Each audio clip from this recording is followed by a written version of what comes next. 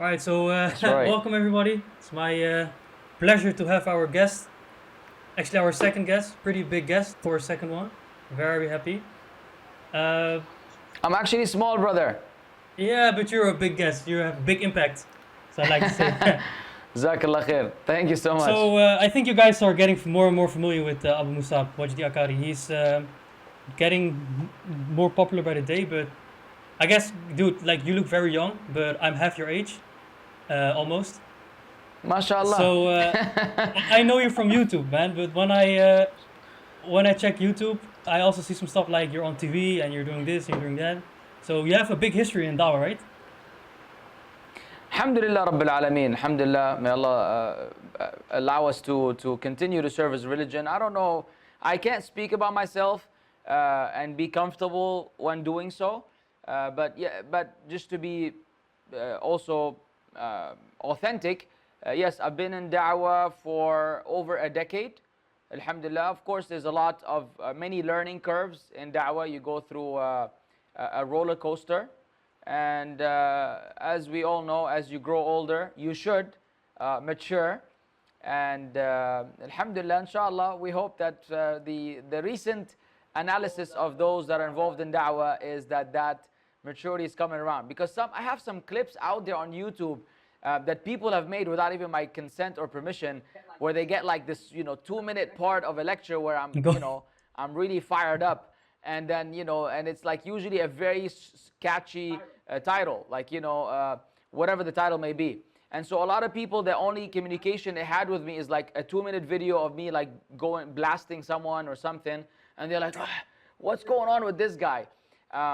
Only the people that have watched all my lectures or a complete lecture or have heard me discuss multiple topics can understand where I'm coming from. So there's a little bad vibe. But alhamdulillah Rabbil Alameen, we then made sure that no one uploads anything without any consent first. And since then, things have been under control. Yeah, I mean, you have this 2 minute highlight when you're saying some pretty, you know, you're not sugarcoating it, and then people are not bothered to see like the 1 hour version or the 2 hour version where you put the whole context in place. Yeah. Which is Which important, is, which yeah, is a which big is. lesson for all the Muslims, Yeah. yes. So for me, Yeah. I know you as the guy who is very clear with separating the Ahlul Bid'ah and the people who are that are not guiding to the Ahlul Sunnah. I know you from being very humorous, having good comedy, no sugarcoating, and recently, actually, well, not recent anymore, I think a few months, the Akida lessons, which is so nice to have, man. If you want to learn Arabic, someone is reading, translating it, and even like going over it, like this is what's happening right now. Pay attention. Oh, I love it, man. It's so good. So may Allah Alhamdulillah. bless May you in Allah it. accept. I'm glad you like it, brother. Jazakallah khair. So I think I'm not going to repeat the whole story. I don't think you are not down for that either. But you have some you have quite a bumpy road to towards this, right? And Yeah, very bumpy road. yeah, you were in the beginning not practicing, then you lived the Hollywood life, right? Buddhism, Yes, rapping. and Buddhism, rapping, Yeah. yo, the What whole was thing, the what yeah. was the name of the band again? Scums or something? Scums of the Gosh. earth. Quite a Yeah, name. quite a name, man. So so you started practicing more, but actually you first started praying to make someone else happy, actually. Some insurance guy, if I remember correctly. And then Correct. you actually got Yeah. started getting closer, right? صح. It was me trying to be nice to my boss, who was nice to me, and my payback, because I couldn't give him money, I couldn't offer him anything. I figured it would. I knew that much. I knew that if you pray and another Muslim feels like he's the reason behind you praying, it's a good thing, right? A person will be happy that they're causing others to obey Allah. And I understood that much back then, enough for me to say, all right, let me just pray so I can make this guy happy. Sadly, not even being concerned about the Creator whom you pray for. But Allah subhanahu wa ta'ala is merciful, that even though the intention was bogus, Ramadan was like that time. The Ramadan came shortly after, and it was really a wake-up call for me to stop being hypocritical and stop bluffing and stop lying, about the reality that if I continued, I will go to hell, which is something that everybody has to come to terms with, believers and disbelievers, Muslims and non-Muslims. Everybody has to take some time out and think, if I were to die right now, like, what is it going to be like? Do I feel secure? Do I feel that I'm ready? I've prepared myself adequately for the questioning, for the grave, for the resurrection. And maybe a lot of us, including good Muslims, will be like, not really. I think I got a lot of work to do. And it's that kind of, it's that kind of accountability that really puts things into perspective. And imagine back then when I was, Islam was not even on a list of things I do, and I'm rapping and I'm doing all types of, bad stuff. It hit me so hard. Like, oh my God, if I die, I'm going to hell and forever. And like, what? Like what? For hell forever? Like, this is so scary. Like, I don't care what I think I am and how cool I thought I was. It was such a devastating thought that it made me, begin to change. And that feeling doesn't go away. It's not like, you start practicing and you're like, okay, I'm straight going to heaven. Woo, who wants to come with me? Like, no, you always have to worry that you want to stay on the path, you want to strive, you want to, it's an ongoing battle. As Allah says, Ya ayyuhal insanu innaka kadihun ila rabbika kadhan famulaqih. O son of Adam, you will surely strive and struggle towards your Lord until you meet him. If you are not worrying, that's the problem. If you're not thinking about it, when you feel safe. And that's how, naam, exactly. The Sahaba used to think that if a person feels secure from being a hypocrite, then he is a hypocrite. No. And as long as you're worried that you're not really, you're not really safe and you don't have salvation at hand, then you're pretty much good to go. Alhamdulillah. So what I found very interesting of your story is also when you actually quit your job to go to the Friday prayers. MashaAllah. It's very nice to hear. Yeah, man. Look, I mean, being young, I think was a good reason, but it was all of these things that happened, brother. At the end of the day, it's really tawfiq from Allah. And that's what I want to remind myself and the people. Like, sometimes you think that you've done this calculated move and you figured it out and you're so smart. But in reality, if Allah had not decreed things to happen the way they happen, then you would have just failed, I would have failed, everybody would have failed. But it was the qadr of Allah and the mercy of Allah that allowed me to be in a predicament where I came to know that if you miss 3 Fridays in a row without attending Jumu'ah, that Allah will put a seal on your heart after I started practicing. And I was put in a situation where I can no longer go because of my ex-boss. But somehow, some way, Allah Azza wa Jal made it so that I got fired. And after I got fired, I got to go to Jumu'ah, which was, hey, it was great. And so I got to pray. And then believe it or not, it was like the greatest job I lost or the greatest thing that happened to me, losing that job. Because from that moment onwards, when I went back to Los Angeles, and that was back in Houston, Texas, things really were just getting better and better as time went by. So alhamdulillah, it was mercy from Allah to get fired. I think that's a very important point, because it's easy to think like I've done this and then that happened, but qadr Allah, bro, it's just a qadr. So absolutely. Yeah, man, I love the story. People who want to know, I recommend you watch it. It has a lot of lessons in it. You also repeated, like, I would only tell this if there was some lesson from it. I just don't tell it to just have an entertaining talk, which I liked as well. Obviously, yeah. So one of the things... Yeah, the title is The Helpless Slave of Allah. Just so that people can, maybe we'll put in the link description, but the full lecture of my story is titled The Helpless Slave of Allah. You could look it up on YouTube and you'll know what's up. So one thing I didn't hear in that lecture, and I heard afterwards, was so this whole thing, like, are you Ahl Sunnah wal Jama'ah, are you not? And so I heard you say a lot of stuff when I think it was a video where you was like advising people, and some group that you were advising, you said like, I've been there. I've been with those people. I know what it's like. And then I thought, okay, I actually didn't hear that part of the story yet. Like when you're trying to get practicing, but you're not really following the authentic sunnah yet. Yes. So, just tell me about it just before we go on. Yeah, basically, there were many phases of coming to Islam.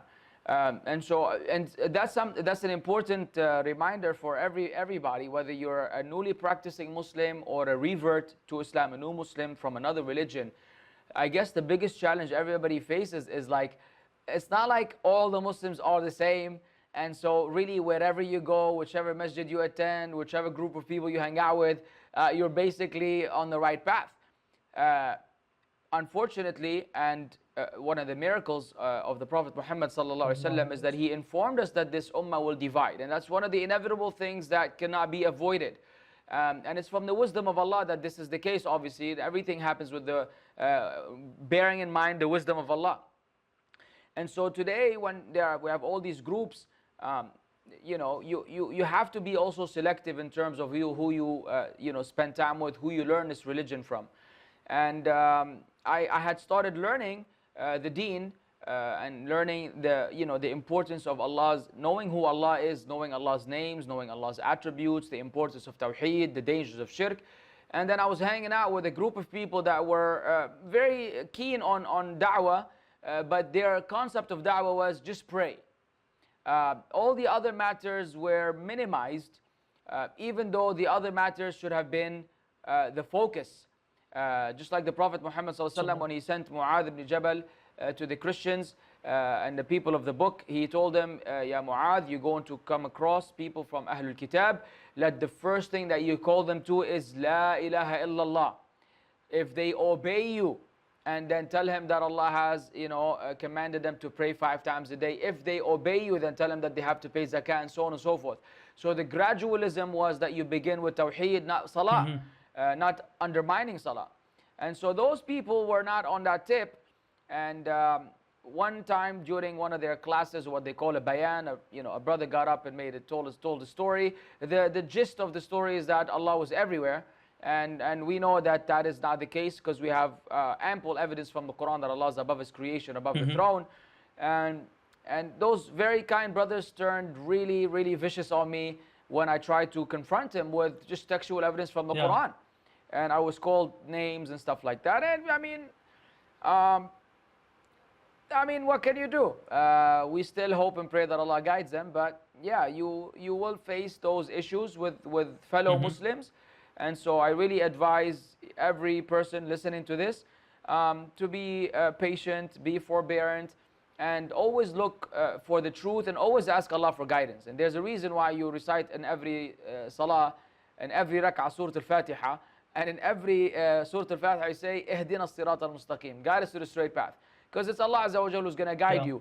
If you have preconceived notions, or if you have preferences that you've already selected, then you're going to get what you asked for. So be careful. Yeah. So I think, you didn't know you started to learn something about like the actual Deen, and then you got curious and you started comparing, you started asking questions, and that's the way you actually got out of it, right? If I understand you correctly, yes. So do you think like some people who are not yet at that phase of the religion where they really try to get knowledge from the authentic sources, what do you think is the reason that they are still like doing the stuff that they're doing right now, and that they're not like going to Ahlul Sunnah, like looking at the authentic text and everything? Why is it still happening? Like if everybody should be like that, right? So it should be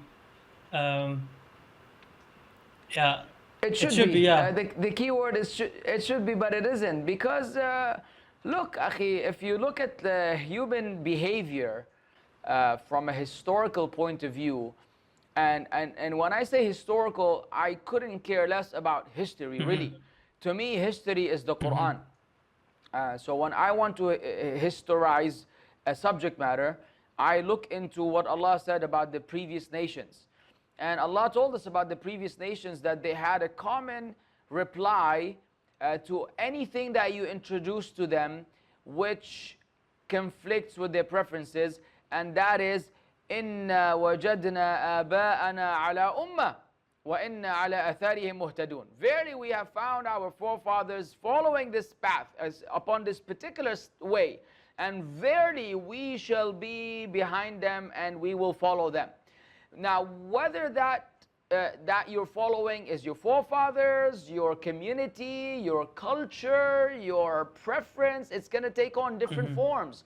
But humans have proven throughout history with every prophet that unless Allah guides them, unless they want to be guided, they will often choose what they prefer, what is in line with their ahwa. That's why they called ahlul ahwa'i wal bid'ah, the people of desires and innovation. It's what you desire. And it takes a lot of taqwa, and we're not claiming to be among the muttaqeen, and Allah is our witness. We're not claiming to be among the muttaqeen, but it takes a lot of taqwa for someone to say, look, I like this, and it's cool, but it's not from the religion, I'm going to leave it alone. Many people fall for the peer pressure, cultural pressure, social, societal pressure, where they want to fit in, because you don't want to be the renegade or the outcast. You don't want to be the odd one among the people, the stranger. And it's an honorable title, actually, to be a stranger towards the end of time. But people prefer just to fit in so that they don't have all this drama. So it takes a person of will and resolve and determination to say, you know what, forget y'all. It's a matter of, you know, heaven and hell, and I'm going to do the right thing, and I don't care what my fathers were doing. You know, I don't care what it is. It's just whatever the sunnah is, I'm there. Yeah, so obviously Allah guides whom He wills. But what do you think is the right approach when we're talking about this core issue of having somebody who is actually subconsciously preferring their desires before the scriptural evidence? What is the right way to approach them and advise such a brother or sister? I mean, the right way is the nice way. Okay, fundamentally is the nice way. And people have a misunderstanding when it comes to da'wah. They don't take into consideration the platform. And the Arabs have a beautiful saying that says, لِكُلِّ مَقَامٍ مَقَال. Every situation necessitates a tailored, customized statement. So when I'm having this talk with you, I don't know if we call it a podcast nowadays, even though as far as I'm researching, podcast should be some audio discussion of some sort, something you hear on your way to work. But we're calling it podcast nowadays, whatever, loosely. This kind of communication we're having is not identical to me having a discussion with my neighbor about Islam. It's not identical to me having a discussion with a non-Muslim about Islam at work. And so I'm going to change my tone, my approach, my choice of words. Everything will change according to who I'm speaking with. So if I have access to someone who fits into the category of people you described, then ultimately I'm going to be the nicest person I can be.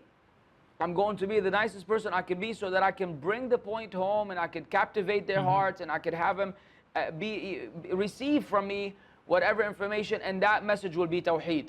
Because Tawheed is that only thing, knowing Allah, worshipping Allah, loving Allah above and beyond everything and everyone, is the only way that you will be able to overcome your desires. Because it's going to boil down to, you're going to choose your desires or you're going to choose Allah subhanahu wa ta'ala. If you're going to choose your desires over Allah, you're crazy. You're just crazy. And if you choose Allah over your desires, congratulations. That's exactly what it takes for you to be successful. When you give a lecture, however, you cannot always, I don't believe that would be the right approach, to be this super kind, sweet, loving person, because sometimes people need some sense to be knocked into them. Some people need a wake-up call. So anytime someone contacts me, say, brother, Barakallah feek, I'm having waswas from the shaitan. I'm not sure that if I made wudu, I repeat my wudu. If I'm, pray, I repeat my prayer. Da da da. When a person contacts me, he's expecting from me to be, this sweetheart. I bash those guys, and it works every time. What do you say? I go crazy. I say, bro, are you gonna let the shaitan play games with you? Do you, really, you're going to let the shaitan play with you? Oh, yeah, man, go do, no, you didn't pray, or come back, or jump, go down, madriyash. Akhi, stop, man, stop playing games, man. Wake up and stop being a silly human being. Wallah, this is not acceptable. How can you let the shaitan toy with you like this? And then when they hear it, they always reply, brother, Jazakallah khair, Allahu Akbar. That's exactly what I needed to hear, you know? Yeah. And that's what works. Another brother told me, Akhi, I'm 26 years old. Is it too late for me to learn Islam and repent to Allah? I'm like, bro, what are you talking about? Who said that age, you know, reach a certain age where you want to repent, and someone tells you, oops, sorry, too late. You're 26, you missed the deadline. Now you're going to go to hell. So, where do you get these ideas from? Yeah. You can repent when you're 60 years old. And I gave him some story. Again, it was one of those things where he needed someone to be, I'm not going to say aggressive. I try to be funny. I actually crack a couple of jokes so that he doesn't think that I'm screaming at him.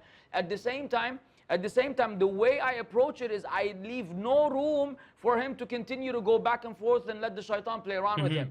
You know, you gotta nip it right in the bud. And so sometimes when you give a public talk, I'm going to have a different approach depending on the context. Khutbatul Jum'ah is not like a lecture, it's not like this, it's not like a debate, and so on and so forth. But the bottom line is, to answer your question, but such a long answer, I love it, keep going. is it will be tawheed. It will be tawheed. I will make sure that I communicate tawheed to this person, because that is the ultimate source of salvation. Perfect. So you actually touched on a lot of subjects I wanted to talk about. Let's just go back to the thing about you saying, okay, I changed my dawah for a specific person. So what about YouTube, for example? How do you approach YouTube when you have literally any guy can watch you? How do you change your tone or your way of giving dawah? Honestly, YouTube was never on the map for me, because when I started giving lectures publicly, I don't think I thought about YouTube at all. In fact, I didn't even think about recording. It was a Filipino brother. May Allah bless him and reward the brother Jamil Lintag. I wanna give him a shout out, as they say now, because he was the innovator, the good innovator who said, look, can I record this? I said, knock yourself out, man. And then, you know, he uploaded on his little channel. I was like, oh, that's cute. And then I took a copy of it and uploaded it, and it was like a gradual thing, and then alhamdulillah rabbil alameen, it grew, and it got to the point that it got to. So this entire time I've been giving lectures, I wasn't really thinking about YouTube. I'm thinking about my audience, because all of those talks were to physical people. So my target was the people that were there, bearing in mind that other people might listen to it, not really sure whether it was going to happen or not. It's really now, since the corona pandemic hit us, that my audience has really become YouTube. Where right now I'm speaking to you and you're not even here, and you know, I'm just in my living room. I have my family with me, but I know that no one is going to see this unless it's on YouTube. You understand what I'm saying? Or maybe if somebody makes clips on WhatsApp. And so YouTube, that even makes me more careless, in a sense that if I'm going to change in order to please the people, then I might as well shut up. All right? Because YouTube, and we are living in the age of keyboard warriors. Everybody's got this keyboard going around. MashaAllah. Everybody is a brave macho man who's ready to beat you up, knock you out, run you over with the car, as long as they're behind their cute little keyboards that have all these lights. Didn't that affect you, like, in the beginning, maybe? It always affects me. But I find them more entertaining than anything. And I'm a savage. May Allah guide me. I'm a savage because the greatest thing to me ever is when someone writes like this lengthy essay of a comment where they're bashing me, and I know they spent a good 30 to 45 minutes writing it, and they're not being respectful. The greatest feeling in the world is to first click on that guy's channel, then go to About, then go to the flag, and then block user, and then go back to my studio, and then remove the comment. And it's so satisfying as a retaliation on my part. You want to be a funny guy, and you want to run your mouth, and you think you got a platform. Thank you for wasting your time. No one cares what you have to say. No one is even going to read it, because it was pending in the approval. It wasn't even approved. I have the choice actually to leave, you know, certain comments with certain words to be pending. And so that's my payback to these funny people that they want to approach things disrespectfully. Look, I'm not saying you don't have to agree with me, but I don't go out there and actually disrespect people in the da'wah. I say certain things which may be too difficult for you to digest, no issue. You can also say things to me in your comment that are too difficult to me to digest, also no issue. I have to be thick-skinned. As they say, if you're able to dish it out, you should be able to receive it. But don't come on and start using bad words and bad language and stuff like that and expect that I'm going to get, or share links of some deviant people and you expect me to approve that comment. So it's a different ball game. And because it's your channel, you get to dictate how things happen. And that's one of the blessings of having your own channel. Yeah, so about upsetting people, like, I see a lot of people getting upset in your videos. Alhamdulillah. Yeah, subhanallah. Subhanallah. May Allah remove this feeling that they have. But I mean, look, man, in very short, a brief expression, the people, can you imagine when Allah says, إِنَّهُمْ كَانُوا إِذَا قِيلَ لَهُمْ لَا إِلَهَ إِلَّا اللَّهِ يَسْتَكْبِرُونَ وَيَقُولُونَ إِنَّا لَتَارِكُوا آلِهَتِنَا لِشَاعِرٍ مَجْنُونَ. The people back then used to be, when it was said to them, La ilaha illallah, they were so arrogant. And not only they were arrogant, they would reject La ilaha illallah. They would go on to say, do you think we're going to leave our gods, لِشَاعِرٍ مَجْنُونَ, to a crazy poet? Speaking about the Prophet Muhammad sallallahu alaihi wasallam. So when people are willing to call a prophet of God, a prophet of Allah, a crazy poet, and then be so arrogant and belittle La ilaha illallah, what are your expectations? Your expectations should be the same. When you go out and tell the people, this is the Akida of Ahl Sunnah wal Jama'ah, this is Tawheed, this is halal, this is haram, of course you're going to have rejectors. And you're going to have people that have a problem with it. It's an immediate expected consequence.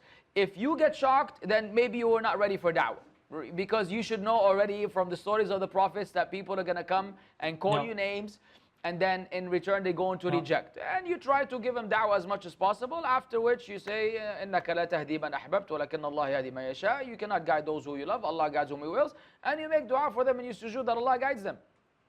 Yeah, so it's, I think it's also not a coincidence that I think the channels who call out to things that are not called out always, they are small channels, right? And the big channels, they play it on the safe side, right? You could say that. Either they're supported or they have ads or money, or I don't know what they're doing. But yeah, you will hardly ever find a person who is يعني, calling to the sound Islam to have a huge popularity or huge following, because the condition of the Muslims is not one where they're going to be excited about someone who's going to make, quote unquote, their life difficult. They want someone who's going to just basically pat them on the back, say, bravo, you're doing great, mashallah, tabarakallah, we're all going to Jannah together, let's have a Jannah hug. And that, you know, it's a nice little dandy message. They prefer that, and what can we do? Yeah, well, I catch myself doing it as well when I'm on YouTube and I'm clicking on videos which I know I want to hear, right? Some people just don't want to hear something that they don't agree with, so they just don't click on it or just stay away from it. So yeah, it makes a lot of sense. Also, what I think is a big issue is when I check the comment section of some of those channels, small, big, whatever, they are so praising and so positive to the point that it's pretty dangerous, man. Like, imagine yourself, I mean, you could probably imagine it, I don't know. If I imagine myself having a channel and then the only thing I'm seeing is positive feedback, compliments, oh, you're doing so good, you're doing such a big impact for the ummah, such a nice thing, blah, blah, blah, that it affects you in a very bad way, right? Oh yeah, absolutely, absolutely. And that's why the Prophet Muhammad sallallahu alaihi wasallam, and that's something that the Muslims need to be aware of.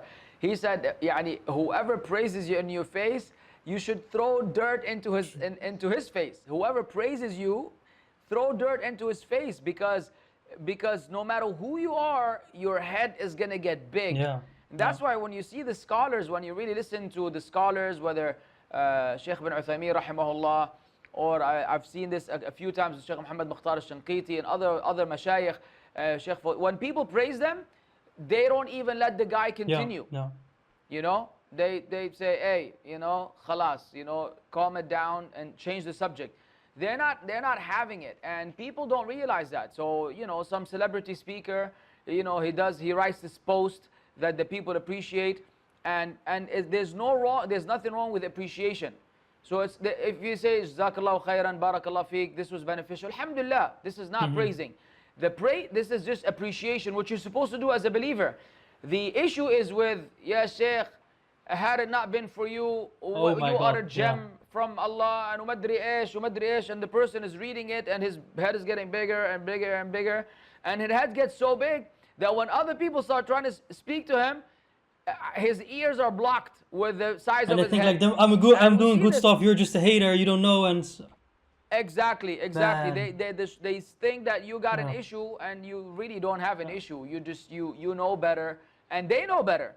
But it's a big challenge for you to be able to put people in their place and tell them to calm it down and keep things under control. It's a challenge, but you know that's what you learn the religion for. You learn the religion so you can put it into practice, not so that you can say, you know, I'm a PhD and Dera Diri and Weedy Weeby and Piki BB and all this beautiful stuff, and you have your CV wherever you go, or even if you're gonna open a book, you have a file of the university that you used to attend under that Islamic book, so that people can still be reminded that went to that, you know, Western university. I mean, that's I see just where you're going. Yeah, even if it's yeah, unintentional.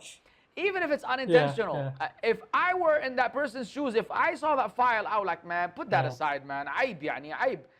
But whatever, assuming good. Regardless, you have so many other incidents where really it's about accumulating credentials, and then the end product is mass confusion, where you're like, what's going on? Am I supposed to second doubt everything I've Yeah, learned throughout my yeah. life? Everything the scholars have been teaching for hundreds of years, now we're discovering everything is new discoveries. New discoveries about the Quran, new discoveries about certain books authored by certain Advanced mashayikh, Akida. new discovery about everything, exactly. Everything is a new Well, discovery. Oh, it's look in what we found development. out. Yeah. Guess And what? then the people, they're In like, 2020, when you criticize the people, like, not like you have to call out bad, right? They're like, he has done this, he has yeah, studied this. Who are you to say this? How do you respond to exactly, something like that? When they say exactly. you, who are you? Look at yourself. You are sinning as well. Blah blah blah blah. I'm like, come on, dude. I don't have a YouTube channel with 1 million followers, Yeah. right? Yeah, exactly. I mean, you have to expect that. You're gonna have the Yeah, cheerleaders and the fanboys and the fangirls who are going to, you know, defend their sheikh at any yeah, cost and at all yeah, costs. And you know, that's the problem of the ummah being swayed by individuals and not by the truth that the individuals are supposed to yeah. represent. And you know, you think about it. Ibn Abbas was studying the people back then. Ibn Abbas became angry when he told the people certain things, and they said, Abu Bakr and Umar, he said, يوشك أن تسقط عليكم حجارة من السماء. Stones are about to fall upon you from the sky. أقول لكم قال رسول الله صلى الله عليه So, وسلم وتقولون قال أبو بكر وعمر.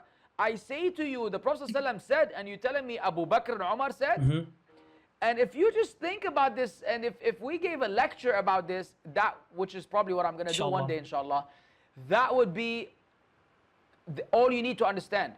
If Ibn Abbas is studying Sahaba at that time, or in the Tabi'een, that woe to you, you might get destroyed like, you know, Ashabul Fil, because I'm telling you the message of Allah and you're quoting Abu Bakr and Umar, and that's Abu Bakr and Umar, ya Sheikh. Not, you know, I'm not going to call names right now, not some Fulan and Allan, Yeah, yeah. because they're opposing the Sunnah of the Messenger of Allah. And Ibn Abbas was troubled with the people's reaction. And what do we say about today? You tell them the Sunnah says it, yeah, but the Sheikh said, who's the Sheikh? Is he Abu Bakr level? No. Is he Umar level? No. Then you should also expect stones to fall on you from the sky. Yeah. Well, if somebody starts mentioning their credentials, you know it's already getting dangerous. Look, I mean, look, in fairness, there are times, akhi, where the scholars make exceptions. And they use as an evidence the story of Yusuf alayhi Yeah. salam. If I قال جعلني على خزائن الأرض إني حفيظ عليم. Allow me to be in charge of the treasures of the earth. Verily, I'm good at keeping, يعني preserving and protecting and knowledgeable. So there are times where if you're being put, or your capability or your credibility is being questioned, then you are allowed to mention what qualifications you had in that context. Not that every time and any given opportunity you remind everybody what you've done. So in case you ever hear someone saying, you know, look, I studied with the sheikh, or I went over here, or I went to this university, don't say, oh brother, come on man, no need. No, no, it's okay. So the people can know who they're learning from. Because if you also say, I came out of nowhere, I was just living on a couch all these years, and here I am now giving you dawah, you're going to say, time out, buddy. I mean, hey, why should I take you seriously? So there are exceptions to the rule, but yeah, it should be done in moderation and only when necessary, not as a hobby. Yeah. So then you start noticing that like people, they're following a person, not a religion. Almost it feels like sometimes, and then there is some disagreement between two people, and it gets almost like American politics, right? They're on that side, and other people on the other side, and there aren't even people who are like, okay, so he has that good, he has that good, so maybe he is right in that, but he's right in the other point. It's just so polarized, like it's just a fight between two people. But what I also see is debates between two individuals who are both in some way correct or have made a mistake, and they start arguing and making a big issue about that as well.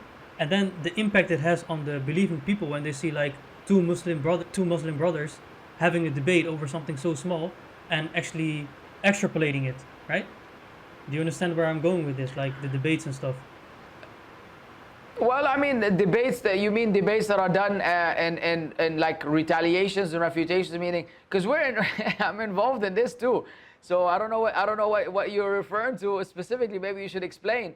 But ultimately, there are times when you gotta say what you gotta say. When someone, obviously, small mistakes. This is everybody. Everybody's gonna make a small mistake. Our issue is always the bigger picture that not everybody sees. And sometimes you have to spell it out for the people. Meaning the people may be deceived by the superficial look, and they don't have an in-depth understanding of what the ramifications of certain opinions are.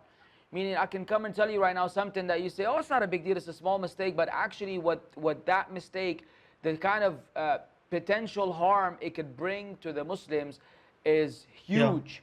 And so sometimes while certain people are looking at it as a tiny little thing, it's actually a bigger problem that if you were not to address it early on, then it will be too late at some point. Also, when I watch, so that is the refutation part, I guess, sort of. Also, when you watch like YouTube channels where the people are debating, and a lot of times they're debating with Christians, right, or no, atheists. But sometimes you see two brothers, atheists, like in, for example, Speaker Corner, debating with each other, and there are non-Muslims like watching this, and they're seeing them get heated up about some issue, maybe which is a good issue to get heated up about, but not in front of the people who are interested in Islam, right? Yeah, that's terrible dawah right there. And I think you have really clearly stated your view about it as well, like watching debates and that whole issue. Now, debates are for the elite, they're for qualified people, and they should be done behind closed doors. Meaning the debaters and the attendees should be people of concern. A debate should never be a public event where every Zaid and Abid and Abdullah and Tom and Dick and Harry, everybody can attend, and it's like you're watching a soap opera of some sort, or like a boxing match, not boxing, wrestling, whatever you want to call it, where two people are going at each other because what they're going to say in the process, if you don't have knowledge to decipher and understand what's being said, you are definitely going to leave with some doubts. Specifically, if you happen to listen to a deviant, well-articulated, eloquent speaker, which is the case, by the way, in most of these debates with the atheists, and they're usually people that are very much learned. They have high qualifications, high credentials, and they've studied philosophy and science and stuff like that. And maybe the Muslim on the opposite end is a miskeen who's excited about giving dawah, but he's not at the caliber of the person he's speaking with. So even though the truth is on our side, ultimately, you're unable to deliver it to the masses. So you wind up doing a disservice to Islam. And that applies in professional university type debates, or even in a speaker's corner in Hyde Park, where again two Muslims may go at it, and they're trying to prove a certain point. But for the non-Muslims, it's a major turnoff, and we should be focusing on giving da'wah to them, you know, in a situation like that. As for these two brothers, go to the coffee shop, Habibi. Yeah. On me. I'll pay for your coffee. Go have a sitting at the coffee shop and bring your little clan with you, your clique, as they say, if they're interested in hearing it out, and do it privately, you know, in one of the brothers' homes. Don't do it in a public place and record it and confuse half of the ummah over there. Yeah, I totally agree with that. Also, I wanted to mention something else about your opinion on, you call them bedtime shuyukh, right? Bedtime story shuyukh. It's actually maybe one. There are not that many of Yeah, them, yeah, but there's one particular one, yeah. So, But there are a few out there. But in terms of fame, I think it's only one. So one argument somebody could make to you is, well, he's giving dawah to his target audience. His target audience may not be only Muslims.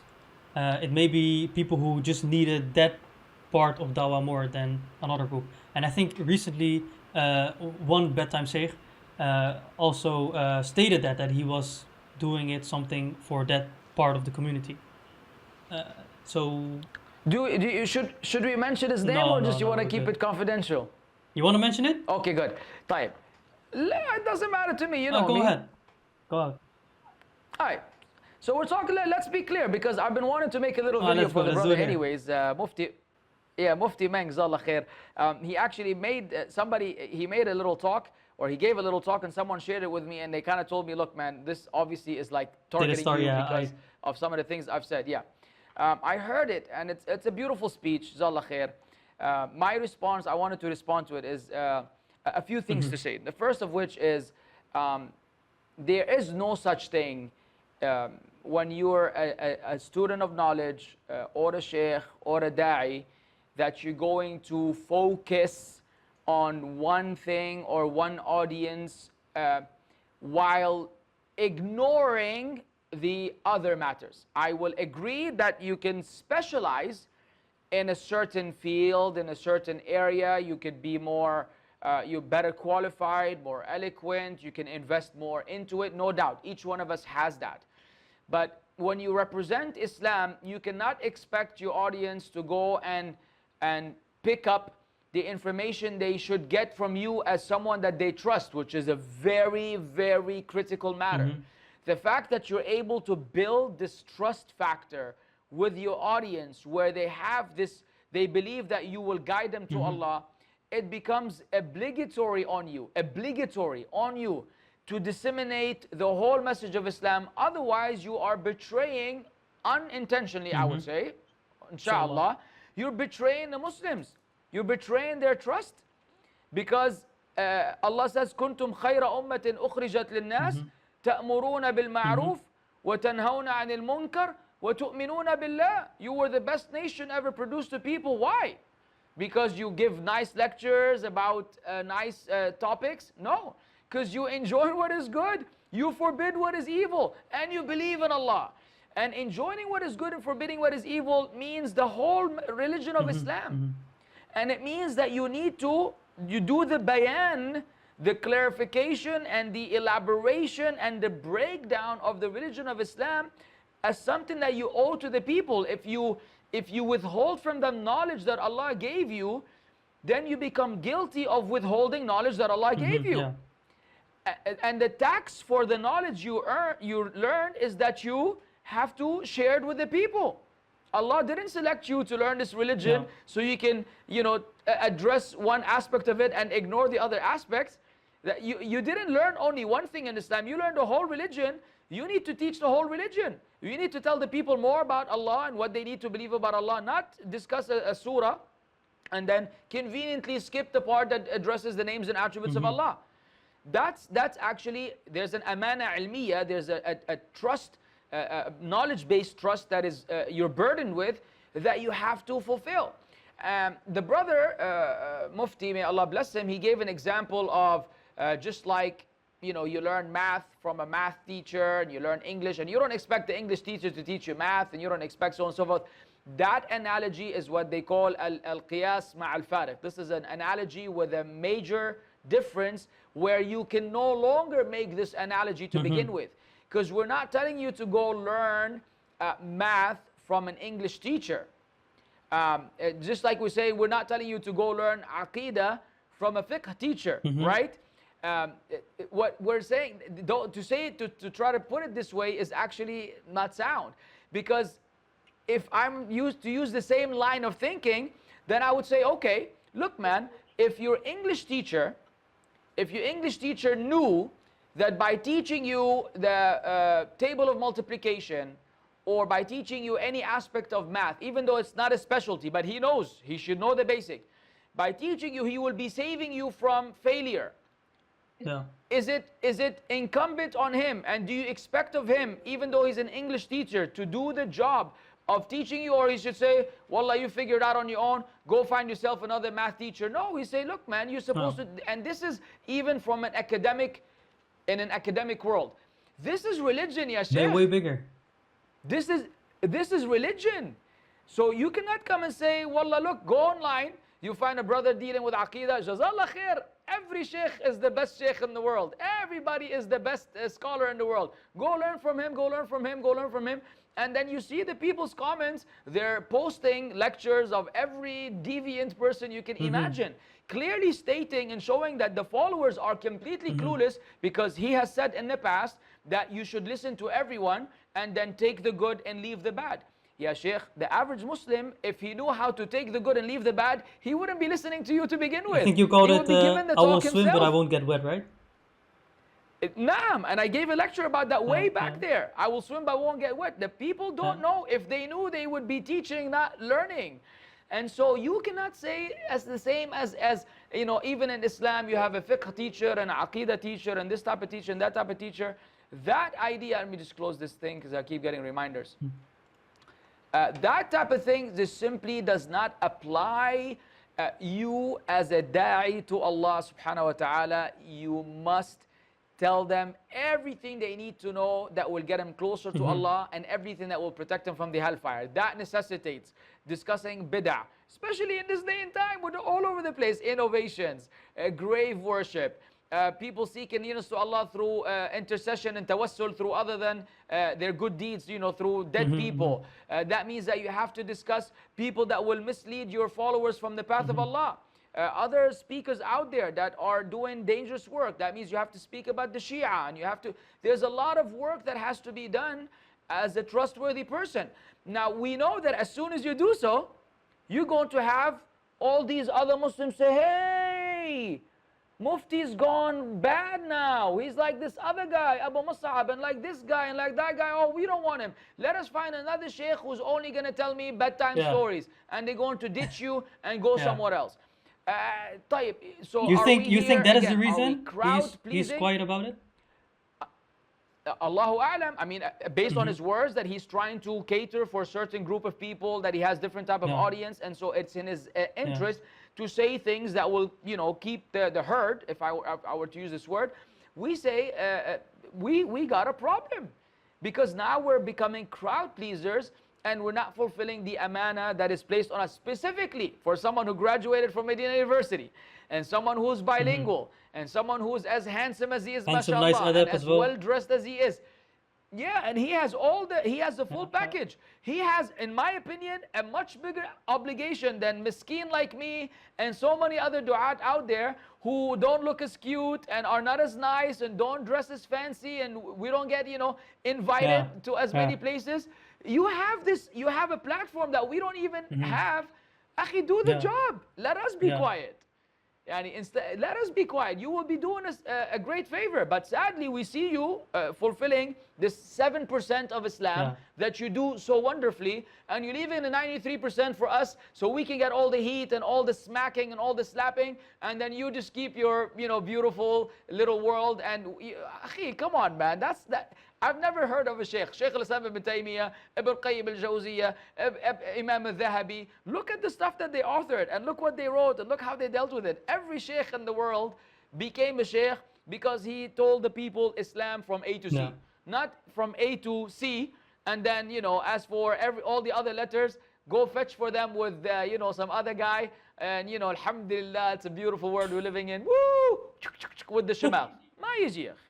I think this perfectly connects to your video last, I think, Saturday, Sunday, which stressed me out, by the way, because you were the first 15 minutes, you were like, podcast this, podcast that, it's not good. And I was in discussion with you for the podcast. I was like, what?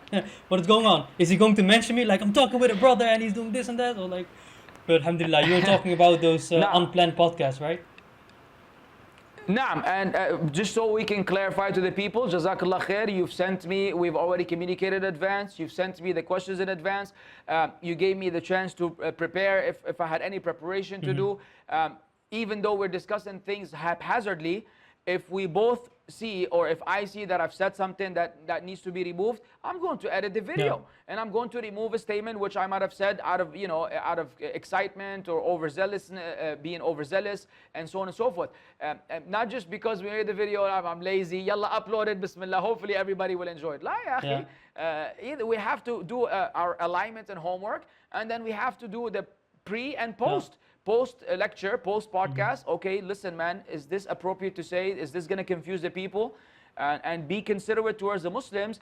And otherwise, obviously, the podcast becomes a disaster as opposed to a solution and a means of guidance for the people. I mean, there's the reason for the podcast, right? Also, when something happens, people are like racing to give their opinion on it, right? And then you have this kind of podcast where they're like sitting down and it's like, let's talk about this issue, but they don't even know like if they're on the same page on it. I mean, with you and me, I think I trust that we are on the same page. So it is safe to go a bit off track with the questions. But like when you're doing something like this in response to a big issue, then you really need to know what's going to happen, right? Sahih, of course, and the topic makes a big difference. If we're addressing a topic that we've addressed before, maybe we're just reiterating it, we're trying to maybe give it a new packaging, but it's my da'wah which people know, or let's say you're giving da'wah, the da'wah that your people know, no issue. But if we're discussing something that is fresh and contemporary and the people haven't heard your input on it, so it's the first time you're addressing it, and then there's all this haphazardness. لا أي ما يستقيم هذا أبدا. And then you also mentioned the big people aren't speaking, so the small channels start speaking up. And then you have this thing of, why are you speaking? You didn't study with the sheikh, and like the whole thing you said. So this is a big issue. Like they're criticizing the small channels for speaking up, but the big people, they are not speaking about particular stuff.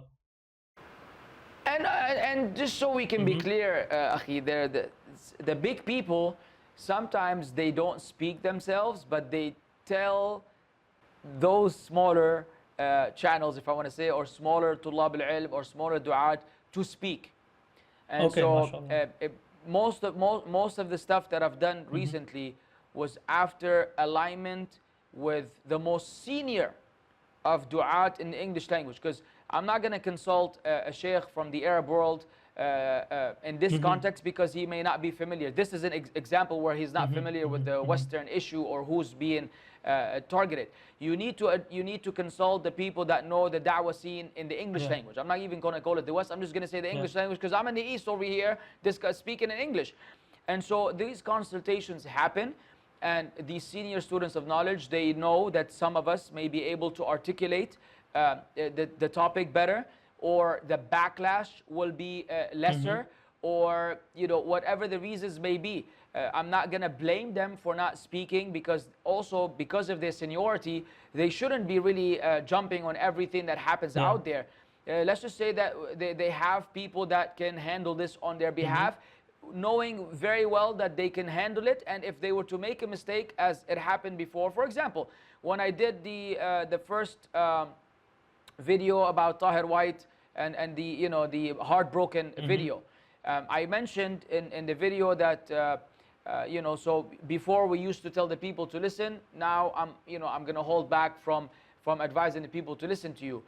One of those senior mashayikh in the English language reached out to me, said, no, look, I agree with the video, it's all good, but I think that's a little extreme, that you go to the point of saying right now whatever he's teaching is also off the path. Okay, the wrong decision in terms of joining Yaqeen, but in terms of what he teaches, we don't have any issue as of now. So fix that. and I edited my video. MashaAllah, I didn't know that happened. I That, Yes, yeah. it was in the beginning. It was in the video when it first came out. I removed. Obviously, you don't know that the video was edited, but I removed it because they watch, they listen, and they give us feedback. So do you also and think so- it is a good reason that they have to speak up about something, and then they ask the smaller channels to speak up? Do you think there's ever a good reason for it? Yeah, like I said, the good reason could be is that if they were to speak about it, it will create a bigger split among the Yeah. people, No. and they might have bigger objectives that they're trying to achieve, depending on their following, depending on their community, and depending on how busy they are. Those brothers are often leaders and imams in their communities, and they're dealing with marriage counseling, and they're invited all over the place to go different places, give talks. They can't really be at, every time something happens they're going to come on and say something, and so yeah, that's one good reason. They know others who may have more time for these issues, and they know what they're talking about, and they align with them. They go and handle it. It's all good.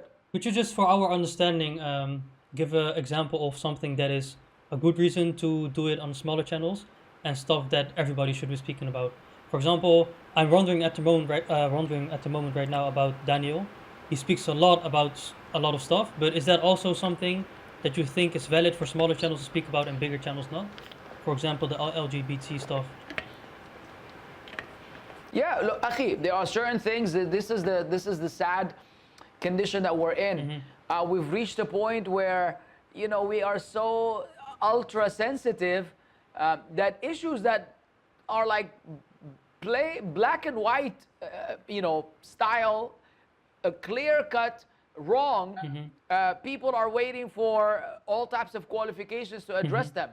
That's like you see if a Muslim is walking down the street and he sees another person, with a bacon sticking out of his mouth, and he wants to tell him, they say, hey, Don't judge. have you studied Islam? Have you memorized the Quran? Are you qualified? Do you know what is the ayah in the Quran that says that eating pork is haram? If you cannot quote the ayah for me, you cannot tell this person to stop eating bacon. Da ya sheikh. So I mean, LGBT qawm Lut. Yani, what do you want? Yani, what world are you living in? What Quran have you been reading? If you don't know what Allah did to qawm Lut, the most they got the word qawm Lut. Jibreel came down with his wing, and he dug it into the earth, and he took him up in the sky and turned them upside down and smashed them, and then Allah sent even more things upon them. Akhi, they got a punishment that you can't even begin to understand. And you have someone today saying, rainbow. No. And then you want what qualification? Anybody can come and speak about it. Of course, at a certain level, you need more qualification, but that is like right in your face. It's not like a fiqh like matter ijtihad or that only qualified students of knowledge. Yeah, it's exactly. This is like from the usul and the basics of the deen. And the more small channels and small people speak about it, the more awareness it creates, and the more the people will be like, okay, yeah, so these other celebrity scholars that are not just not warning against it, they're promoting it. If you don't call them out, like right from the beginning, it would be a disaster. And I have a lot of information that I receive from students of knowledge, from the West, from the States, about certain things that are happening that I can't even speak about out of respect for the confidentiality. But akhi, it's a terrible agenda that is being done for the Muslims, and yaqeen is at the forefront, and their endorsement is through those people that they're bringing on board to justify and legitimize this long-term agenda, where you're starting to see glimpses of it slowly but surely. We're going to reach a point where you as a Muslim can no longer say, anything wrong about Qawm Lut or the act of Qawm Lut, and anything of this sort. You're going to be criminalized, and you're going to be held back, and they're going to tell you, who are you bigot, hater. You're radical hater, because look at this sheikh, look at this imam who speaks in front of the president. He has a compassion and love for all these people. And then you're the angry guy. Nothing but a hater. Yeah. Naam, yeah, exactly. And the more you allow them to do this, the worse it's gonna be at the end. I have one more question, I think, about the Mufti. You recently had Yeah. made a video, I think recently, like 2 months ago. You took it down and you were like, I'm waiting on the development of the conversation, right?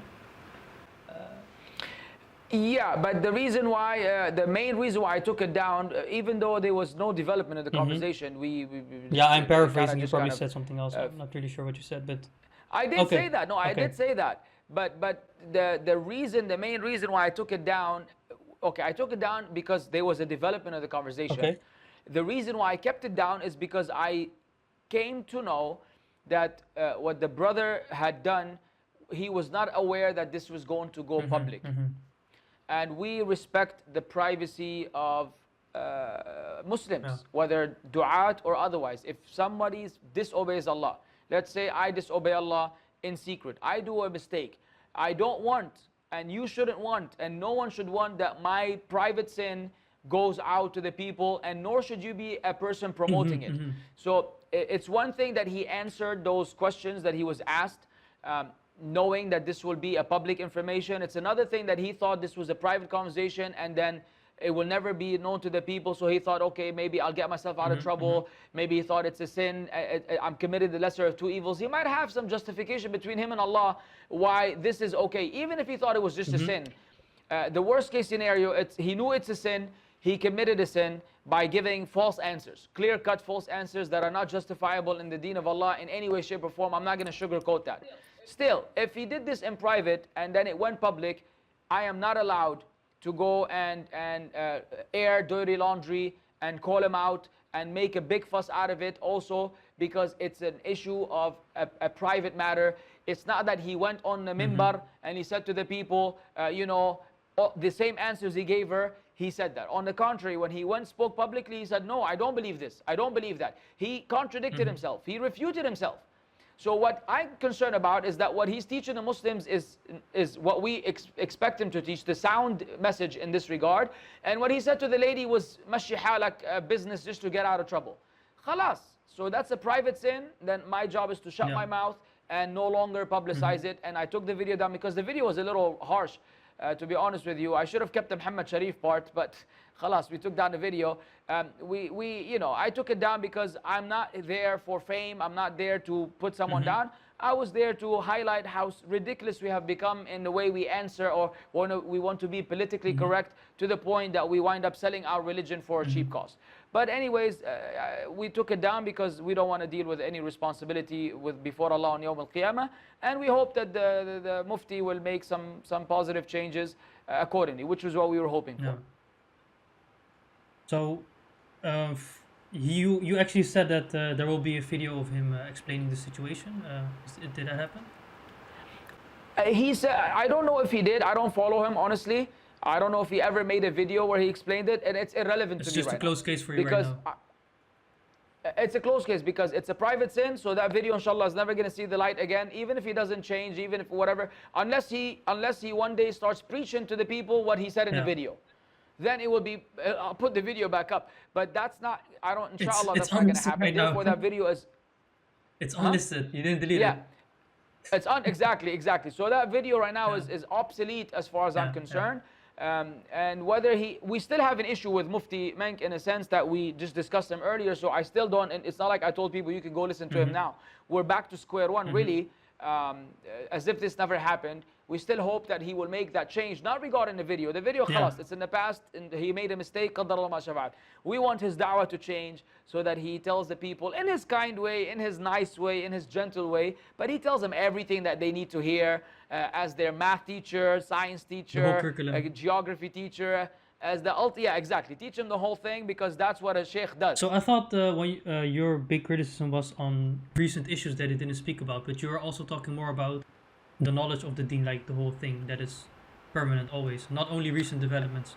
A lot of stuff. And from what I heard of him addressing different, he selects certain topics, primarily heart softeners and stuff like that, and mawa'idh, you know, what is known as maw'idha, which is beautiful, akhi.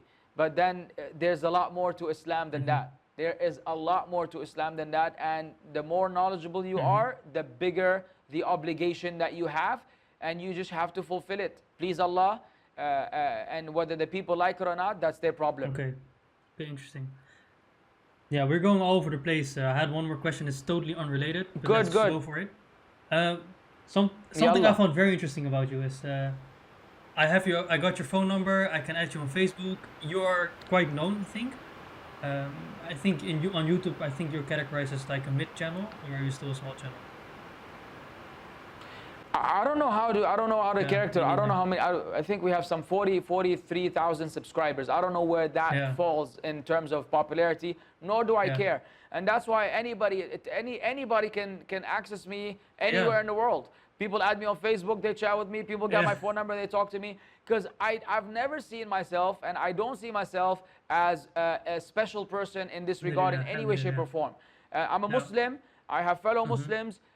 Allah gave me, let's say, a certain Mm-hmm. gift that I'm able to, maybe communicate or articulate the message to people in a way that they understand it. I can maybe simplify things more so than maybe others. That's at least the feedback I've received. And if I have that gift, then I'm not supposed to just go to bed with it and then wake up with it, and then the people are still out there looking for someone to Yeah, be there for yeah. them. And so yeah, I'm very Very much approachable. Yeah, accessible and yeah, reachable. Yeah, because that's what, of course, within reason. Sometimes people, mashallah, they successfully drive you yeah. crazy, and then you have to let them know what's going on. But for the most part, I think a person of da'wah should be available to the people, because they need you in more than one You do like occasion. Not just Q&As that on you give them a WhatsApp. They talk. can just Sometimes WhatsApp you a question and you answer, or I get tens, maybe hundreds of questions every day from random numbers, and mashallah. I'm in a habit of, I get a conversation, I get a question, I reply with a voice message, then I delete the conversation. Otherwise, my WhatsApp thread will be this big. And some of people have been contacting me for years. I have no idea who they are, what their names are, what they're going about. I don't connect them. Yani, obviously I'm not going to save people's Yeah. number. But yes, technically, whoever wants to have his question or advice for me or whatever, they can technically reach Good me. thing, man. I was pretty hesitant for texting you because I thought like so many people approach you, and then I can understand some people. I think you said it in one voice memo. They go like, "Where do you work? What do you eat? What do you like? Which kebab do you like?" No, yeah, those never happen on Okay. WhatsApp. Those They are the never. Facebook people, man. The Facebook Messenger. You accept the friend request innocently, and then next thing you know, send me money. Really? They send you a picture of him. Yeah. Oh, I was that's about to very ask you for a common. new Samsung because I know you work there. If I post a picture of a Samsung device, surely all the comments will be, "Where's my phone? Where's my free? Send me a free one." And I always reply with my sarcastic reply. I said, "Where's my phone?" I'm like, "Not with me." Just like, what do you want me to tell you? So yeah, I try to give them some funny Yeah. answers to calm them down. But hey, everybody has a different personality, and you have to be accommodating as much as Yeah. you can. So you do a lot of stuff to keep yourself down, actually, not get buried in the positive comments. Do you have something like concrete you do to put yourself in place, so to speak? I look in the mirror and I know that I came from a sperm drop, and I look in the mirror, nice. I'm gonna rot. Nice, mashallah. Yeah, exactly. I mean, who am Yeah. I? And plus, I mean, to be honest, also, as much as I get the good comments that that make you feel good, it won't be long before someone mops the floor Yeah. with me. And so anything I put out, I'm constantly getting conflicting opinions between extreme love and extreme hate. Yeah. And so anytime you read a comment that makes you feel good about yourself, someone will surely make sure that you change your mood moments after by just giving you a nasty And they're comment good that at will, it. like, They know how to write. yeah, but they're the keyboard warriors, man. They went and graduated from the military so they can become keyboard warriors. Yeah. I mean, if you don't care about the positive comments, I think you wouldn't care about the negative comments either. So I think that's one good advice, to not care about the compliments as well too much, right?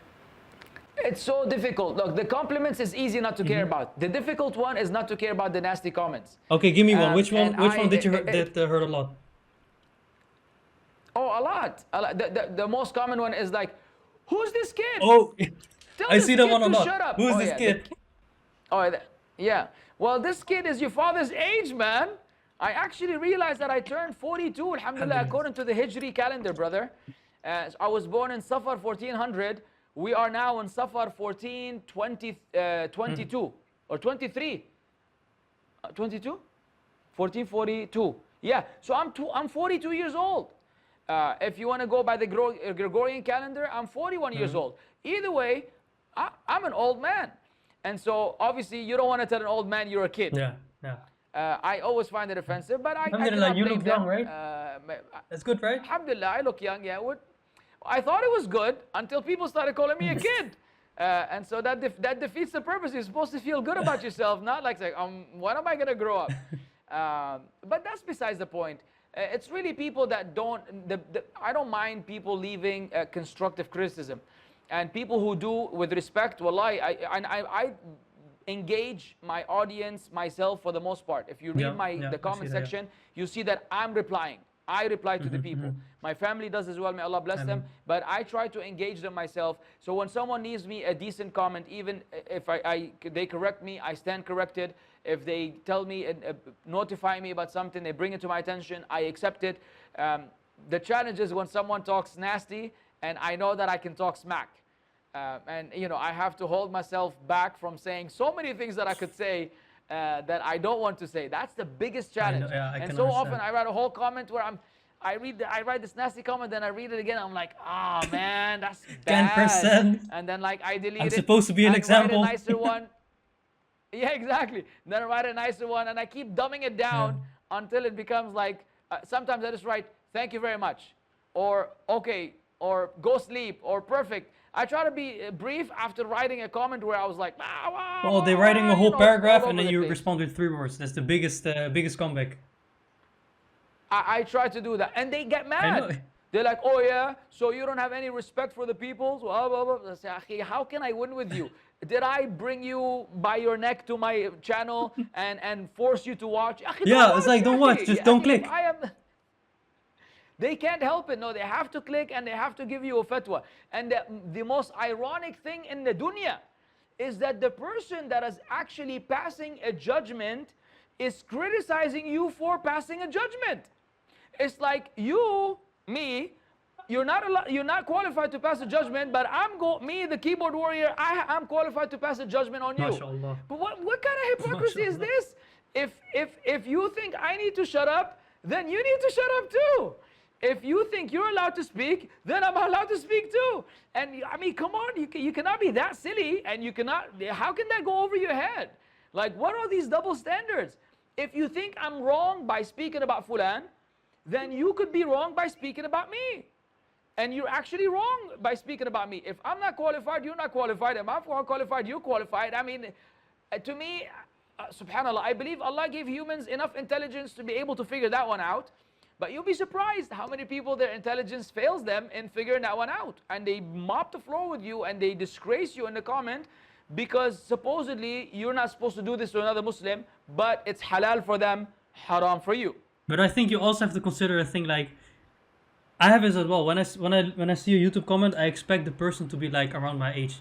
But it could also be a kid of 12 years old or 15. Or, you know, it's... Maybe. So you shouldn't take it always that seriously, because also you don't know like who's behind that desk, right? Behind that keyboard. Sahih. Take it light. That's a good advice. I'll take it on board and try to implement it, inshallah. So yeah. Also, you recently started doing homeschooling, which was very interesting for me to see. Yeah, I started doing videos on homeschooling. Sorry, homeschooling, don't mean to undermine you. You started doing videos about it, but you did it for a long time, right? Nah, my children have been homeschooled since birth, mashallah. So, how old is your Abu Mussab, your oldest son? Abu Mussab. Mussab is 15 years old, mashallah, tabarakallah. You're an assistant, right, on YouTube? He's the cameraman. He's the one along with my wife, but we're trying to train him so that he can manage technically the whole thing from A to Z. My wife is still the manager of every video related issue, but he's reaching a level where if right now this podcast, we can technically leave it up to him to do the whole thing, from the lighting to the filming to the editing to the uploading to the whole shebang. May Allah bless your family, brother. MashaAllah, Alhamdulillah. very nice to hear. Ameen ya Rabbi wa iyyakum, and all the Muslims. Ameen. Alhamdulillah. So, homeschooling is a big topic here in the West as well, but I think not for the reasons you homeschool. I think so. I want to be clear on what is the reason you decided to do homeschooling instead of just going to public school. Hey, barakallah feek. I did homeschooling, or I decided to do homeschooling because I worked in the educational field quite extensively. I'm a certified English language teacher. And so when I first moved to Saudi, that was my main work. I was working in schools. So I got to work in international schools. I got to work in public schools, local schools, Saudi schools as they say. And I got to work as a supervisor in charge of other teachers in a school.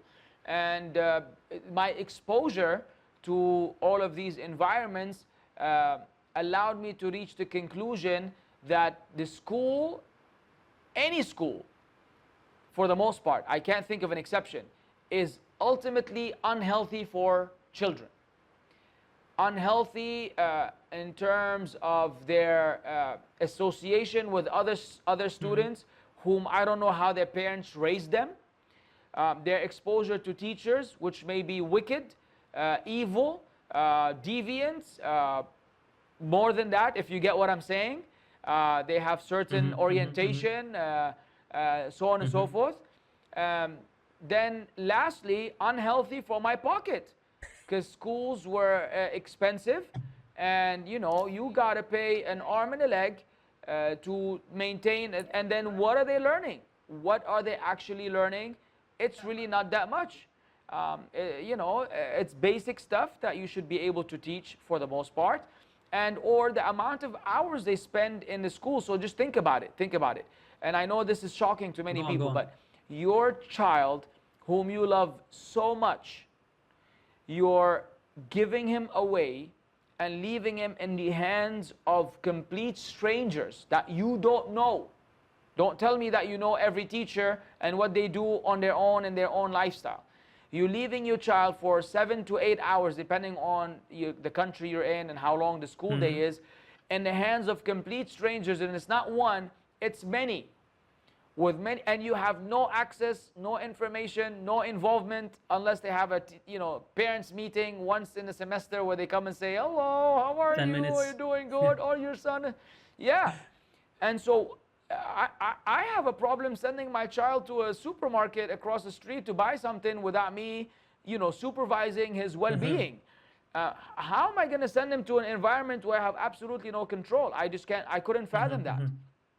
And I feel that we have responsibility towards them. So if the whole thing is about education, is there an alternative for education? Yes. Oh, I forgot to mention, what do they learn in school? Every type of zubala out there. They learn a lot of garbage besides what is good for them. They learn a lot of stuff that is not good for them, especially in this day and time, where the LGBT, subjects are being inserted purposely into the curriculum, so that they're, starting to prepare the children from a young age. Like, why would I expose my child to this kind of environment? What is it? Language, you could bring the stuff home and you could teach them from home if you have a qualified parent, or if you can hire a teacher. And then because homeschooling is so flexible, they allow you to actually select what you want them to read about, what you want them to learn. Not everything is imposed on you. There are different styles of homeschooling. So do you mean like in mathematics and language, or in other stuff like? No, mathematics, there's no issue with that. Not like you're gonna only learn subtraction and no addition. Like it's not like that. And no, yeah. You got, math. When it comes to math, you got to learn the whole shebang. But when it comes to language, for example, if I can select the type of books that I want my children to read. I don't want them to read a book about magic, or a book about, a thief, or a book about whatever. I could select the kind of book. Sometimes in certain homeschools, you can select Islamic books, as long as they do what they need to do regarding the book and reading it and writing a report or a project about it, whatever. They get credit for that, and that is sufficient for the homeschooling, school. They accept that. And so, that gives you a lot of room for you to invest into something more useful and beneficial than what the school offers. But you're also working working full time, right? Or is that, am I not understanding it?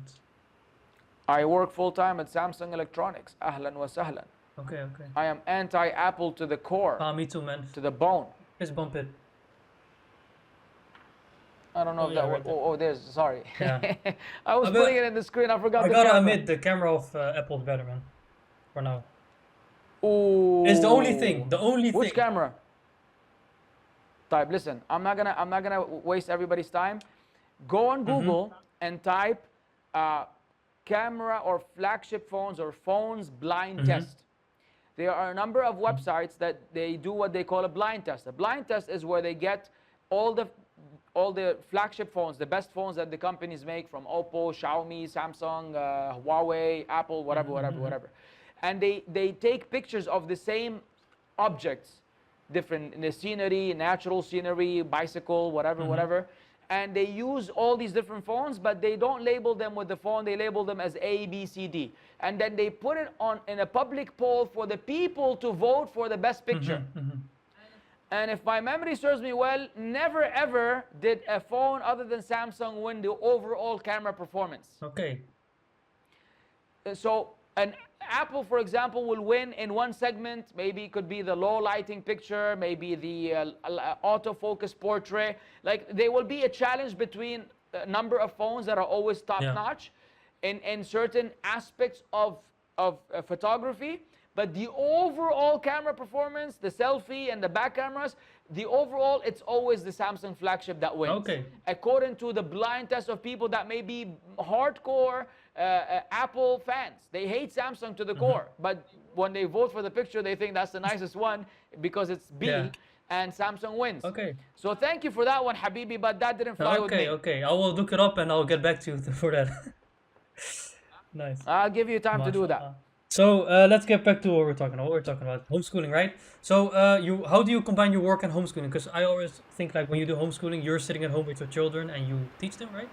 So how does it combine with work? Well, yeah, there you go. Good question, because I do very little homeschooling, being the bread whiner. Is that what they call it? Winner. Whiner. Yeah, winner. So I don't know why I always think of whiner. I'm sorry about that. Don't ever think that I bring wine I'm into cutting the that house. out and putting it on YouTube. No, I'm just kidding. لا لا okay, ما في مشكلة. I will refute you the next day. Being the breadwinner, it's a great start for me and you. Being the breadwinner, I don't actually have to do a lot of homeschooling. My wife, may Allah bless her, is the one who handles all that. I'm just an observer and a spectator. The manager. I do get involved, and I get involved in a limited sense. And when I did get involved, we decided to help other Muslims, and those are the videos that you've been seeing recently. Figured, hey, well, let's cover some Arabic language, some basic Akida, some basic fiqh, since these are the books that we already have.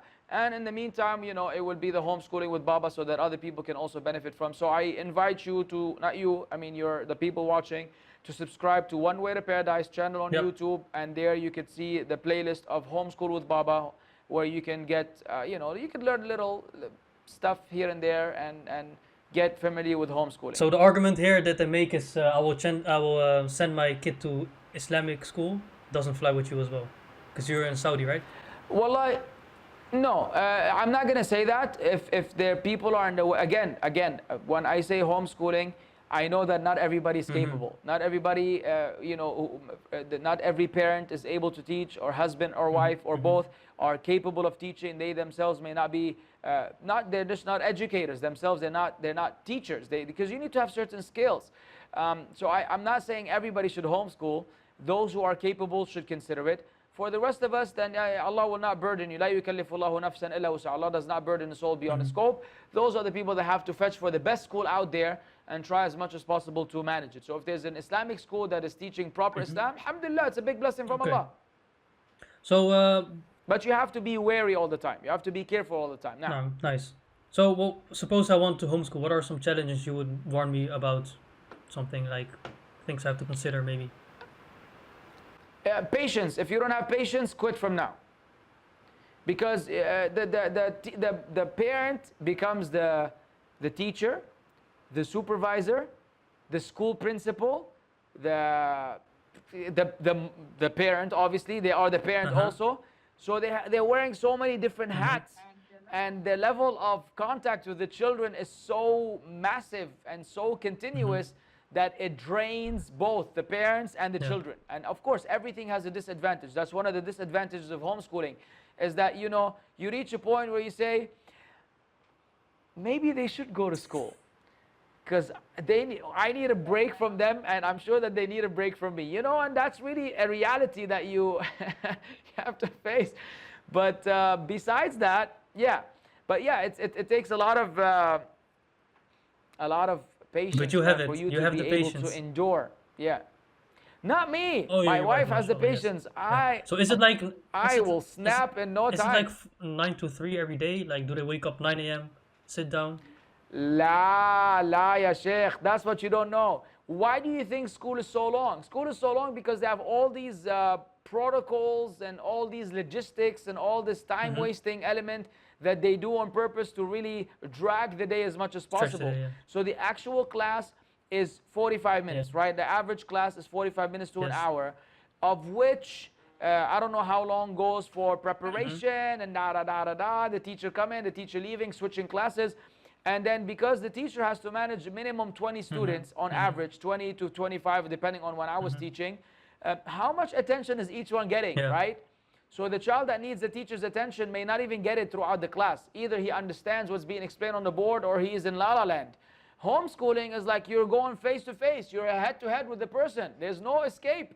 So what takes 45 minutes in a standard classroom might take you 10 minutes in a homeschooling environment. And there's no breaks. There's no going from one classroom to another or from one subject to another, or you take out the bag and you bring the... Everything is happening in one closed environment. So technically within maybe 2 to 3 hours, you can be done with your school day. Really? And you have to follow some regulations, right, from the government? You have to report something, or how does that work? The government has nothing to do with this. You have to follow the regulation of the homeschool that you've signed up with, Uh-huh. so you can get your transcripts and so you can get the grades for the child. Okay, I thought it was like something you And did those are completely independent from like. So you have a homeschool you sign up for, and then you teach the. Oh yeah, Ah, okay. well, because if you were to only homeschool them and then they finish school, who knows? They go to university. They say, okay, show us your school paperwork. You're like, what school paper? Bring him a letter from your mom. Dear president, I am the mother. He's educated. Thanks. Yeah. And everybody's gonna accept it. So no, you actually sign up for schools like there's Clanlera, there's Calvert, there are a number of schools, and they have different approaches. But let's just say some of them will give you send you a box with all the books that you need, including teacher's book, and some of you will say, nah, just knock yourself out. Report to me what you're learning, what you're teaching, what you're doing, and they will analyze it and they will give you credit. And when you reach the credit that you need, you'll get your transcript at the end of the year, and khalas. But yeah, you have to deal with an accredited entity so that the children will have their paperwork. So when they want to go to university, if ever, they can have something from a school.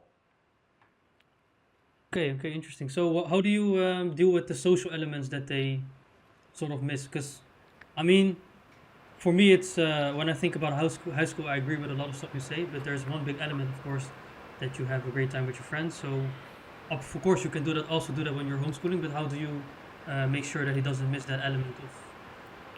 Very good question. And I would say, first of all, that school ultimately is a great place for socializing, but I also think that school is a place for over-socializing, where the children are really being exposed to too many people with too many personalities and on daily basis that has an impact on them. And we both know, me and you and any sound human being will agree that if you get exposed to any person or anything, it will have an impact on you. Yes. You spend time with a person who laughs a certain way, you start laughing a certain way. Or you speak with a person who uses certain terms, and you will start using these same terms. So your child is being exposed to all these different things, and they're going to pick up from everybody and bring it back home. And that's a lot of socializing for a child. And I don't think this is healthy. On the flip side, as you rightly said, but again, you need to have friends. You're a social being. You need to be with people. You can't just be living at home your entire life. 100%. This is where the job of the parents is to provide alternatives. So in my case, I enrolled my children in karate, where nobody was hit in the face, because hit in the face was not allowed. And so they did karate. They all became black belts. We had them take swimming classes. And then the good news is that there are many other homeschooling parents who are like us. and then we connected, and then our children connected, and now our children have friends. Is it popular in your Yeah, country, or is it not that popular yet? I live in Saudi Arabia. It's extremely popular Okay. here. I think most of the Western families that live here, unless they themselves teach in a school and then they have like a special discount for their children, they bring children, a lot of them actually homeschool their kids. And this is in Saudi Arabia, where you would think that that's not really the mode of thinking here for foreigners. But that is the case. And then in the Western world, of course, anywhere you go, you will find a network of homeschooling families that are like-minded. And once you connect with them, you can actually create extracurricular activities for your children to socialize with kids like them who are also being homeschooled, and they can do projects together and go to museums and go on field trips. And we've done that. We would come together once or twice a week or once a month in a park where all the families are there, the fathers are there, the mothers are there, the children are there. And we're doing all types of activities. And we're all homeschoolers. We don't send our kids to school. So we've created our own school. Do you is scan cool. the kid before he socializes with your son, or is that a bit too much? No, because it's nothing happens except under our supervision. Okay, you're always in. So we're there. They're playing football. They're doing swinging, whatever. We're right there. Okay, interesting. And so we assume, of course, akhi, we're very selective in terms of who we befriend. We look for practicing families that see things the way we see them. And because if I don't agree with them, then it's a potential issue for me and for my kids and for my family. So no, we see people that that agree with us and we agree with them, and khalas, from that moment onwards, you don't have to be so particular and so sensitive about the issues. Okay, interesting. Or the potential issues. The thing I also wonder is, what do you think about the university, going to university to get a higher education? Is that something you deem to have? Do you think that is important to have? That your son goes to university, for example? No, not necessarily. I want my son to go to Medina University, inshallah ta'ala, or to an Islamic university.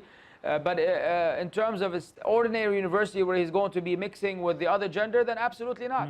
Just like he learned he had distance learning for high school, he can have distance learning for university. And what I really think is a source of success, and you can see I'm Lebanese. The Lebanese people are probably, some of them are the most educated people you will meet. Seriously, the average Lebanese speaks 3 languages: French, English, and Arabic. And they have social skills and whatever. And they can even get a job wrapping sandwiches, because the degree is important. But what is more important sometimes is your skill and you being able to cope into this world. And so for my child, I would rather that he has a skill or something that the world needs, where he can make money easily, rather than just seeking this education on the expense of losing his religion or compromising his religion or whatever, only to get a degree at the end, which is worth a bag of chips. So I don't want him to win the dunya, lose the akhirah. I want him to win in his terms of religion, and even if he doesn't succeed in terms of his education per se, what matters is that he earns a living. And my son right now, because, for example, just to give you a practical example, so people won't think I'm tripping, the world we're living in right now is in need of videographers and video editing and da-da-da. There's a demand. There's a huge demand, and there's actually no supply, not enough supply. So if he has those skills, he can technically get a job right now from home. Yeah, and I think and we almost got him. I mean, he's 15 years old, or you started probably earlier, so he's a lot of experience for someone his age. Yeah, and that experience he learned on his own. He did everything at home with his mom. There was absolutely no exposure to anything outside. Kids are, in this modern day IT world we're living in, they've become tech savvy enough to figure these things out on their own. So if my son is able to get a job right now, exactly, Google is YouTube, everything is out there. If he's able to get a job right now and earn a living and start off at this young age, and of course with more experience, you will have, you will gain more need and make more money. Why does he have to go and get a degree that will waste my money and his money, and then at the end of the day, it doesn't secure you a job necessarily? We know a lot of people that have good jobs that pay a lot, and they're not as educated as others who just don't know how to deal with the world. I would rather that he has life skills than he has, just mere degrees that he can flaunt in front of the people. Okay. It's very interesting to hear your opinions. So barakallahu fiqh for that. Also very descriptive, nice Fika examples, barakallah. so that people understand what you mean. Alhamdulillah. I صحيح. think I want to conclude this podcast. That must be the longest podcast I've ever had, akhi. I don't know how long we've been doing this. Let me check. 1.5 hours. Don't check. Okay. Yeah, it's because you're that interesting, mashallah, tabarakallah, that you've kept me engaged and energetic, even though I was super tired. Me too, But man. as I soon was as so I saw tired. this microphone setup that you have, you caught me off guard, and I'm all impressed right now. Alhamdulillah. So inshallah, hopefully people will benefit from Alhamdulillah. this. Bring it to me. Give me that closure. Okay, akhi. closure. So we are a student association. We are at the university, and we want to show the non-Muslim students what we're all about. How do you think you can give us some advice? We are a technical university. How to approach and maybe some tips we can implement in our Dawa? Was that a question? Did I really catch you off guard? No, not that you caught me off guard. I just don't. I want to understand more so I can give you a useful answer. I don't understand exactly. What is your role, and like what are the accessible things to you? What is it? What are you thinking about so I can dig deeper? Yeah, I think we do a lot of events where we talk. We try to encourage people to gain knowledge. I think that is one of the biggest things we try to do is encourage people to obtain knowledge. People, you mean Muslims or non-Muslims? Muslims, and with that knowledge, we hope that we can properly explain to other people who don't know about Islam the true and the proper Islam. Okay. Okay. We try to host events. So you have a venue on campus where you can make an event and invite people. People Yeah. come and Yeah. hear you out. You Correct? can come as well. Okay. Cool. So, Jazakallah khair. Hopefully, Inshallah. inshallah. So you're asking how can you make it better? Yeah, something like that, or maybe you have some general advice. I mean, you could also say, like, for example, like you said in the beginning, like it's basically just package it and tell it all, and don't, if you have a platform, don't try to cater for someone. Maybe that's a good advice. No, that may not apply. That may not apply because I don't know the demographics or I don't know the nature of your audience. What I would say is two generic principles. The first of which is called the 5 P's. I don't know if you know the 5 P's. And it's not peas and carrots if you're hungry. The 5 P's are proper preparation, prevents poor performance. Okay, I thought you And were talking about attribute this pillars, but lesson go to on. Brother Ahmed. No. May Allah bless him. So proper preparation prevents poor performance. That is similar to what we discussed Yeah. earlier. Make sure that you prepare everything to the best of your ability, and that connects with the other idea or generic advice, which is the fact that Allah Azza wa Jal expects of us to do ihsan in everything that we do, reaching the level of excellence. So once you've done all your homework, all your preparation, you've brought the right people, you've created the right environment, the right flyer, the right the audience have been catered for and prepared, then you share the message of Islam with someone who's able to deliver it. The qualification of the presenter is important. Someone who's not going to succumb to the pressures and wind up giving some half-baked answers just to get it over with and please the people, or because he's scared of the non-Muslims, so he's apologetic. Don't bring an apologetic Muslim who's going to feel bad that Islam is the way it is and feels that, oh, I'm sorry, but this is what Islam teaches. No, I'm sorry that you don't accept what Islam teaches. That should be really his approach. Not that he's aggressive or he's not kind, but he's just straightforward. And that's it. And be regular. Have an agenda. So, don't just randomly sit down and have a cup of coffee. Oh, let's have a talk next week. No, have a long-term plan, short-term plan, follow, let the people read. And I learned this from the brothers in Malaysia. Maybe you've seen some of the videos, Habibi, with the Discover Islam Week in Malaysia. Those brothers were university students, akhi. Some of them are very young, 18, 19 years old. MashaAllah, tabarakallah, they had really, it shows that if you prepare well, you can perform well. They managed with very small budget, alhamdulillah, I've never received or never taken any money from them ever. They just pay for my transportation, and I'm not the type who charges money for da'wah. If I'm ever somewhere, I expect you to get me to you. and cover that cost, but I don't want anything for me to preach the deen of Allah. But those brothers have managed to bring some of the biggest names in Dawa to this Nottingham University in Malaysia, and be able to manage it, I would say, rather well, and cater for a lot of the Muslims on campus and the non-Muslims. And those are people that are busy with their school, busy with their education, they're trying to make it. It's not like they're free, and they're using their own money. To cover the expenses, they're using their own money, which is ajib to me. So they set an example for me of the potential that people can have to do really a professional work. And if they're able to do it, then y'all able to do it, then everybody's able to do it. We just have to do it. And you think the reason is because of their systematic approach and their vision, and just continuing doing often events and podcasts, for example? Yeah, they had a board. They have a board of people. They have consultants. They have people that they consult.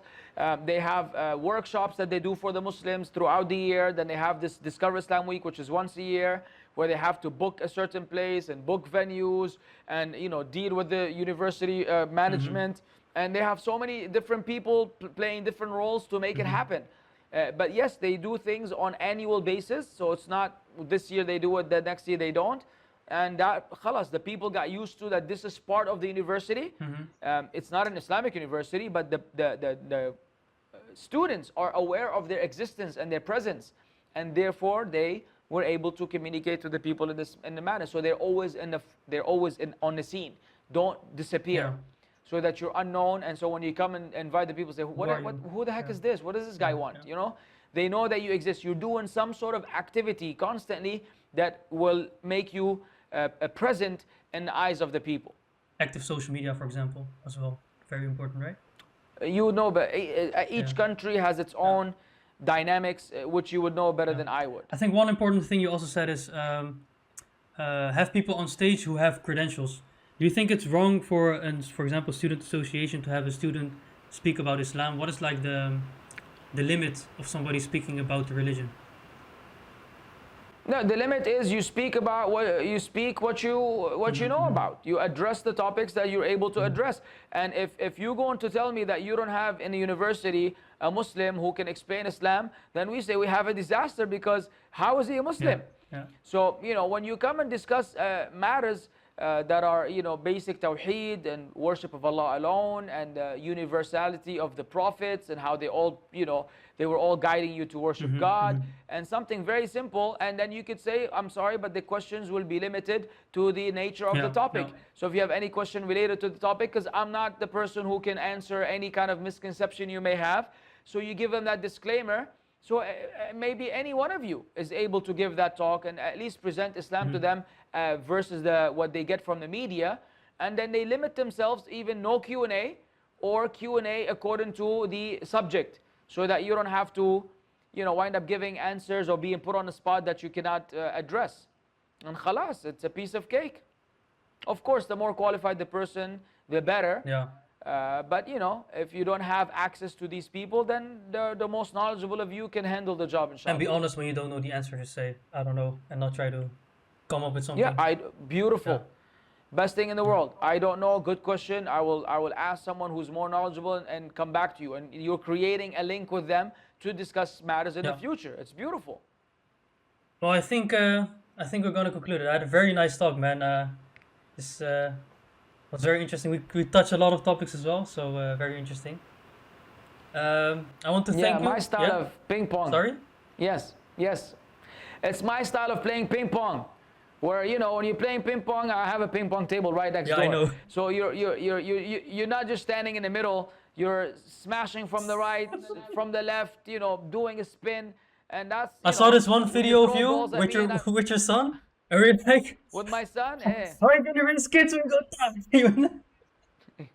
Wallahi, it was unintentional. I remember some people have come and said, Ya akhi, fear Allah. That's how you treat it. You think I'm going to smack my son with a table tennis ball on his face intentionally? It was a byproduct of my super skills. And he's not going to break his nose. It's a table tennis ball, for God's sake. Just calm down. People love you should just set an example. He was laughing. He was laughing for the longest time. He's the one who's like, let me watch it, Baba, let me watch it. MashaAllah. I said, I'm not only going to let you watch it, I'm going to let the whole world watch it. MashaAllah.